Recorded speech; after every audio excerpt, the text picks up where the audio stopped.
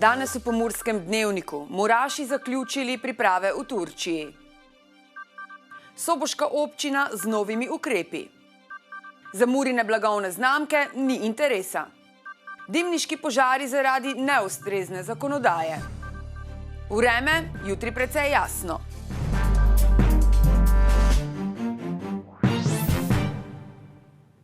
Drage gledalke in gledalci, lepo pozdravljeni v Pomurskem dnevniku. Nogometaši Mure so zaključili s pripravami v Turčiji, kjer so imeli boljše pogoje za trening kot v Sloveniji. Kljub temu pa ostaja nekaj obžalovanja zaradi poškodb Renata Simiča in Matka Obradoviča. Še tretje leto zapored so se Muraši odpravili na priprave v Turčijo. Tokrat so bili nastanjeni v Antaliji, kjer so bili pogoji boljši kot v Sloveniji. A vendarle jim je vreme tudi nekoliko ponagajalo. Priprave mislim, da so kar dobro uspele. Mogoče nam je nekoliko ponagajal v zadnje dni veter, ampak na to nijamo nekakšnega vpliva. Mogli smo se prilagoditi temu.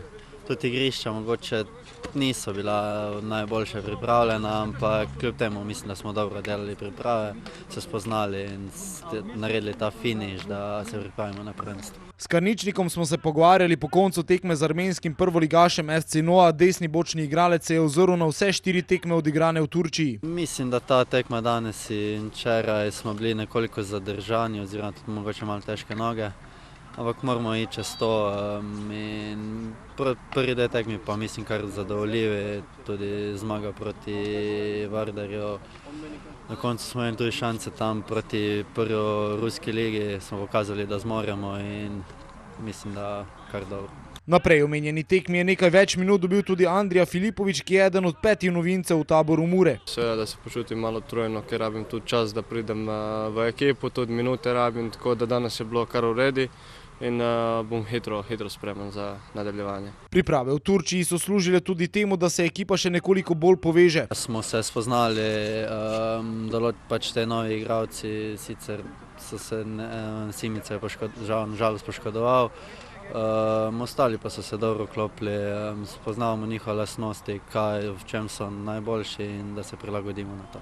Grenak priokus pa ostaja tudi zaradi 2 poškodb, ki sta iztaknila Matko Obradovič in Renato Simič. Mislim, da poškodbi sta kar vplivali nekako, sploh ta Simič, mislim, da se končal že sezono oziroma vsaj 6 mesecev. Tudi Matko upam, da se bo vrnil pred koncem, da bo nam pomagal na teh zadnjih tekmah in tako da na to pač ne moremo vplivati, žal je prišlo do tega in upajmo na najboljše, da se čim hitreje vrne. Muraši se bodo brez njiju morali znajti kar nekaj časa, bodo pa zato tisti, ki so na voljo, želeli pokazati, da lahko enakovredno zamenjajo tako Obradoviča kot Simiča.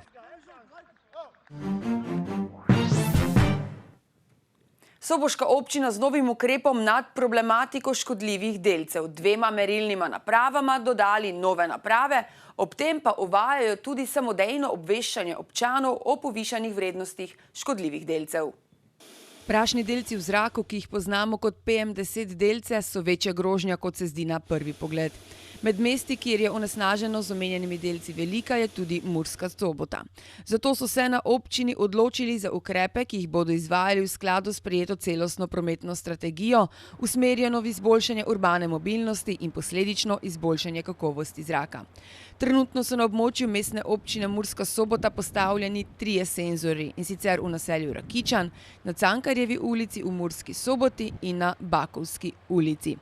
Na prvi 2 lokaciji je senzor namestila Agencija Republike Slovenije za okolje. Na Bakovski ulici pa je bil senzor nameščen v sklopu Interreg projekta Slovenija-Avstrija City Corporation 2, ki ga izvaja Razvojni center Murska Sobota, so sporočili iz soboške občine.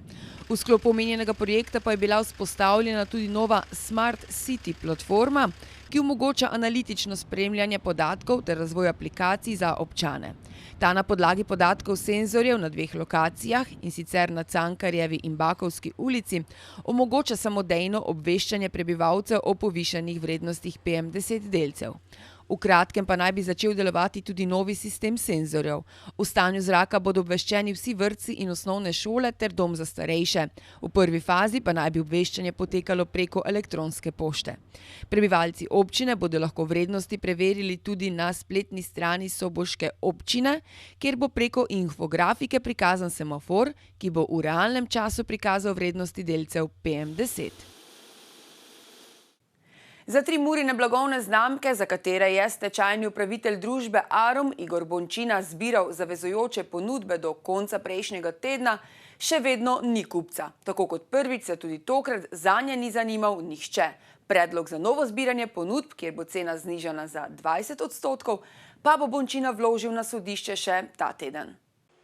Zavarovana blagovna znamka Mura je bila na prodaj za izhodiščno ceno 31.500 evrov, blagovni znamki E-Mura in Mura pa vsaka za 10.500 evrov. Konec tega meseca se izteče tudi prvo zavezujoče zbiranje ponudb za nakup največjega dela premoženja stečajnega dolžnika. Na prodaj bo industrijska proizvodna oprema, to so šivalni, likalni, prikrojevalni in drugi stroji v skupni vrednosti 450.000 evrov. Posredniki, ki prodajajo tako opremo, so si po Bončinovih besedah to že ogledovali, a resnih in končnih kupcev še ni bilo. Za proizvodno opremo, skupaj to več kot 650 kosov, je ponudbe zbiral že prej, vendar so dobili le 2 nesprejemljivi informativni ponudbi. Bončina je sicer objavil več dražb, vendar je uspel prodati bore malo, saj zanimanja za tovrstno ponudbo v Evropi praktično ni. Za druge, bolj oddaljene kupce, pa je prevoz predrag. Še vedno prodajajo tudi obleke, ki so jih sešili v Arumu. Onesnažen zrak in številni dimniški požari so po mnenju sekcije dimnikarjev pri Obrtno-podjetniški zbornici Slovenije med drugim posledica neustrezne dimnikarske zakonodaje. Dimnikarji se sprašujejo, ali zaradi ravnanja odgovornih 500 let stara dejavnost postaja zgolj samo še panoga, kjer morajo državljani plačati povsem nestrokovne storitve, namesto da bi jim ta panoga nudila varnost in zaščito, piše STA. Posledice všečnih predpisov se namreč kljub izjemno mili zimi kažejo v preštevilnih dimniških požarih, onesnaženju zraka in zastrupitvah. Odgovornost je zakonodajalec preložil na državljane, kljub temu, da sam ugotavlja, da ozaveščenost še ni na ustreznem nivoju. Stanje je kaotično, opozarjajo dimnikarji v zbornici. Prepričani so, da nekateri pišejo pozitivne zapisnike, čeprav gre za neustrezne in napačno vgrajene peči, s tem pa omogočajo gradnjo novih umazanih peči, kar ogroža tudi varnost in zdravje državljanov. Od pristojnih zato zahtevajo, da dimnikarsko dejavnost nemudoma uredijo z upoštevanjem veljavnih predpisov, ustavijo nevzdržno zavajanje potrošnikov in neenakost pred zakonom, preprečijo vgradnjo in obratovanje neustreznih peči ter izvedejo strokovni nadzor nad dimnikarji, še piše STA. Do prve dirke nove sezone svetovnega prvenstva v motokrosu je še nekaj časa. Tekmovalno leto se bo začelo 1. marca, a svetovni prvak Tim Gajser je že pripravljen.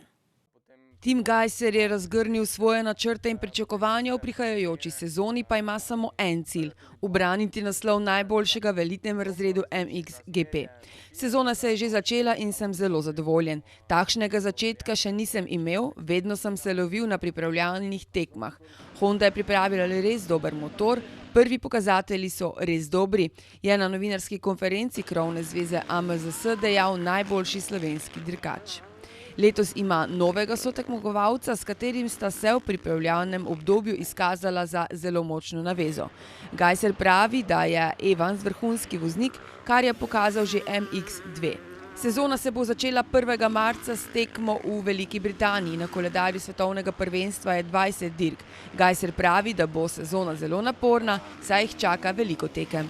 Cilj pa je seveda ubraniti naslov svetovnega prvaka, dal bom vse od sebe, da mi to uspe. Poleg tega pa bi rad užival in vozil sproščeno, tako da lahko vozim zelo hitro. Je načrte še razkril lani najboljši na svetu. Na spletnem portalu sobotainfo.com poročajo o tem, da so klančino, ki je vodila v ograjo pri zdravstvenem domu, le odstranili. Več preberite na sobotainfo.com, mi pa si poglejmo še kratke novice.